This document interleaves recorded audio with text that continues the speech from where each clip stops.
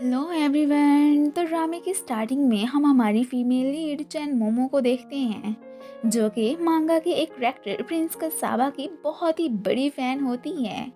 इसकी लाइफ तो बस बुक्स पे ही आकर रुक जाती है। कॉमिक्स वगैरह पढ़ना ही जस्ट इसकी हॉबी है। अभी भी इसने अपने हाथ में प्रिंस का मॉडल ही उठाया होता है। खुद से ज़्यादा हिफाजत तो वो इसी की ही कर रही थी। किसी ने इसको फेंकने की कोशिश की थी, पर ये तो फिर उससे लेके खुद ही घर लेके जाने लगी थी। रास्ते में गंदे पानी से इसे बचाने के लिए वो खुद को आगे तक करना ही पसंद कर लेती है। खैर, लोगों की अजीब सी नज़रों से बचते बचाते आखिरकार वो इसे लेके घर आ ही चुकी थी। गेट से गुजरते हुए प्रिंस का हेड तो वहाँ पे अटक ही जाता है और फिर टूट भी। इसकी शक्ल अब देखने वाली होती है कि मैं इतनी मेहनत से इसे यहाँ तक लाई और देखो क्या हो गया। पट्टियाँ वगैरह लगा के इसका सर इसने जोड़ ही लिया था। आज तो वो फिर इसकी बर्थडे सेलिब्रेट भी करने लगती है। जाई, इसकी ओल्डर सिस्टर, तो बड़ी ही इससे परेशान थी कि इसे रियल दुनिया की बजाय बस अपनी इमेजिनरी दुनिया ही ज़्यादा पसंद है। वो अब इससे फिर फेमस स्टार मार्स के बारे में डिस्कशन करती है और साथ में इसे बताती है कि क्या तुम्हें पता है कि वो तुम्हारे कॉलेज में ही एडमिशन लेने वाला है। वो तो उसकी क्रेजी फैन थी, जबकि इसे तो उसमें कोई भी इंटरेस्ट नहीं था। वो चाहे जहाँ एडमिशन लेता, इसे तो किसी चीज़ की कोई भी परवाह नहीं होती। दूसरी तरफ हम मार्स को देखते हैं, जो अपने सपने में खुद का कंसर्ट ही एंजॉय कर रहा था। मैनेजर फिर बड़ी मुश्किल से उसे उठा के रेडी होने को कहता है कि आपने आज कॉलेज जाना है, क्या भूल गए हैं। पर वो तो आगे से जाने को तैयार ही नहीं था। आजकल इसके अगेंस्ट बहुत सारे रूमर्स फैले हुए थे और इसका काम तकरीबन ख़त्म होने के ही करीब था। सो इसे डिसबैंड करने की बजाय कंपनी ने कुछ अरसे इसे स्टडी करने भेजने का ही फैसला किया था कि तब तक सब कुछ सेटल हो जाएगा और फिर ये पहले की तरह फेमस भी। और ये साहब अब वहाँ जाना ही नहीं चाहते थे।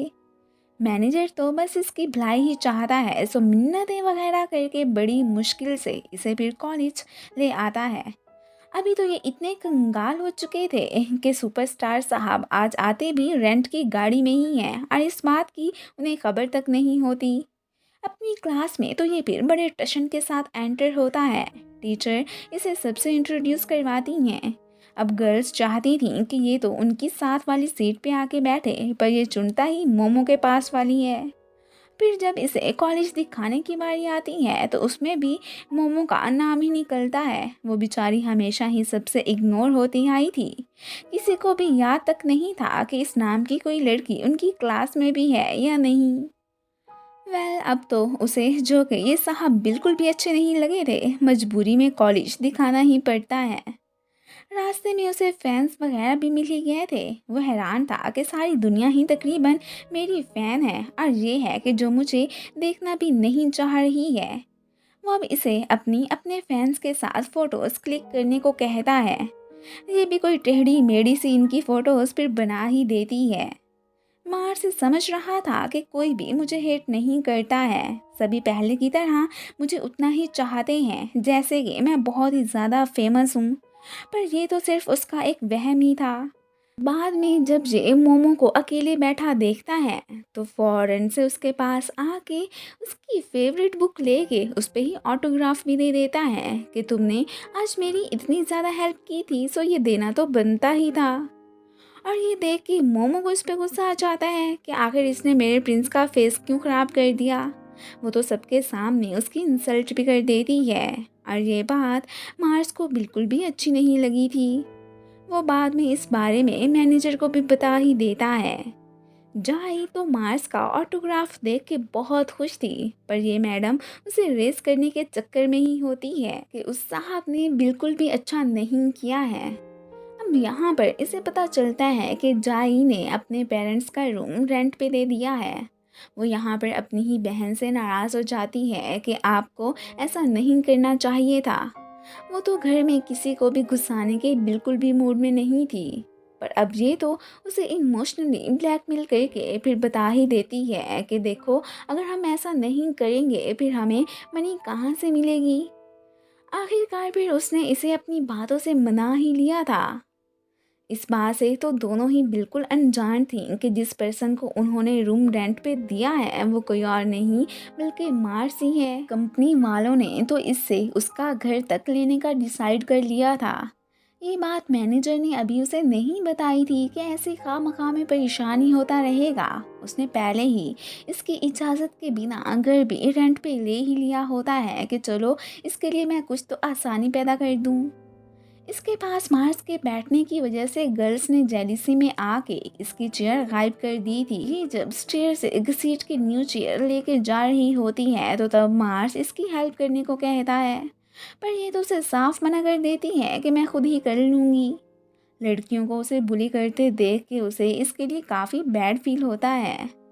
अब घर आने पर उसे शौक मिल चुका था कि उसके घर में अब उसका जूनियर बैंड शिफ्ट हो चुका है। वो तो यहाँ पे मार्स को लुक डाउन करने का मौका हाथ से जाने ही नहीं देता। ये बात उसे काफ़ी बुरी लगती है। मैनेजर अब उसे गुस्सा करने से रोकता है कि ये ना हो लड़ाई की वजह से फिर कोई और ही गड़बड़ी हो जाए। इन दोनों सिस्टर्स ने मॉम डैड के रूम से अपना स्टफ़ उठाना स्टार्ट कर दिया था ताकि न्यू पर्सन आराम से यहाँ आके रहे। मोमो को खबर नहीं थी कि यहाँ रहने वाला कोई मेल है या कि फीमेल। ये तो इधर काफ़ी वाइन पी लेता है कि घर के साथ साथ उसका मैनेजर भी उसके हाथ से निकल ही चुका था। यहाँ से शिफ्टिंग करते वक्त वो तो फिर इसका बहुत ही साथ देता है, चाहे जो भी था। उसने तो अपने स्टार को किसी भी हाल में ना छोड़ने का ही डिसाइड किया था। यहाँ पर वो उसे एड्रेस वगैरह भी दे ही देता है कि आपने यहाँ पे जाना है, आपका जो पीछे बाकी सामान बचा है ना मैं खुद ही लेके आ जाऊँगा। उसने ये सब जस्ट मार्स की आसानी के लिए ही किया था। अब तो घर पे आने पे उसे पता चलता है कि वहाँ पे कोई भी नहीं है। खैर वो तो इतनी तंग सी जगह पे आके बहुत ज़्यादा भड़क भी गया था। जागते जागते ही वो तो अपने कंसर्ट के ख्वाब भी सजाने लगता है। उसे उम्मीद तो थी कि किसी दिन तो मैं फिर से फेमस हो जाऊंगा और अपना घर फिर से बहन से वापस ले लूँगा। मैनेजर से अब इसे पता चलता है कि मॉम इसके यहाँ रहने के लिए आ रही हैं और अभी तो इसके हालात की उन्हें खबर भी नहीं है। ये तो और ही ज़्यादा परेशान हो जाता है। ऊपर से गाड़ी भी कंपनी ने वापस ही ले ली थी। इसे समझ ही नहीं आ रही थी कि आखिर मैं मॉम को कैसे हैंडल करूँगा।